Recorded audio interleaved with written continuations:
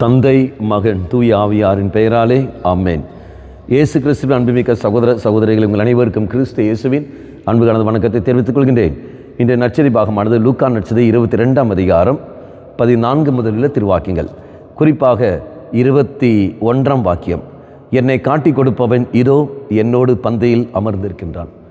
இயேசு யாரை பற்றி பேசுகிறார்? நமக்கு எல்லோருக்கும் தெரியும், யூதாசை பற்றி. யூதாசு இயேசுவை 30 வெள்ளிக்காசுக்கு இதை விற்று கொடுக்கின்றான். அன்பாங்களே, நீங்களும் நானும் என்ன செய்து கொண்டிருக்கின்றோம்? காட்டி கொடுக்கின்றவன் இதோ இயேசுவின் பந்தில் அமர்ந்திருக்கின்றார். இயேசுக்கு தெரியும். அதே மாதிரி நீயும் நானும் இயேசுவிடதான் இருக்கின்றோம். கர்த்தொலிக்கனாக இருக்கிற நீங்களும் நானும் செய்கிற காரியம் என்ன? யூதாசுடைய மனநிலையை பெற்றுக்கொண்டு இயேசுவுக்கு எதிராகவே நாம் செயல்பட்டு கொண்டிருக்கின்றோம். யூதாசு 30 வெள்ளிக்காசு காட்டி கொடுப்பது போலவே நீங்களும் நானும் உலக சுகத்துக்காக, உலகுடைய மாய கவர்ச்சிகளுக்காக விசுவாசத்தை நாம் விற்று விடுகின்றோம்.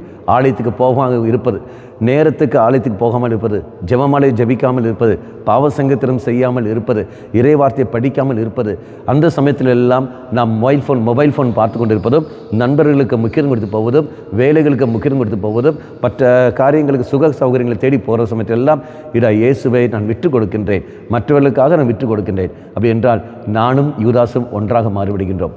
அன்பானவர்களே, இந்த மனநிலையிலிருந்து மாறிக்கொண்டு இறைவனுக்கு கொடுக்க வேண்டிய முக்கியத்துவத்தை இறைவனுக்கு மட்டுமே கொடுக்க நாம் முயற்சிப்போம்.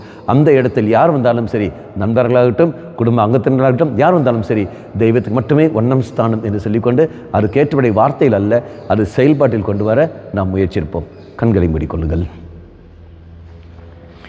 நல்லவனாய் தெய்வமே, யூதாசுடைய மனநிலையை என்னிலிருந்து எடுத்து மாற்றிக்கொண்டு உம்முடைய மனநிலையை எனக்கு தந்துள்ளோம். எந்த சூழலிலும் எந்த நிலையிலும் உமக்கு மட்டுமே ஒன்றாம் ஸ்தானம் கொடுத்து வாழக்கூடிய வரத்தை எனக்கு தந்துள்ளோம். அம்மா மாதாவே, தெய்வ மாதாவே, எங்கள் மாதாவே, என் அன்னையே, விசேஷமாக எங்களுக்காக பரிந்து பேசும். ஆமேன். தந்தை, மகன், தூய ஆவியாரின் பெயராலே ஆமேன்.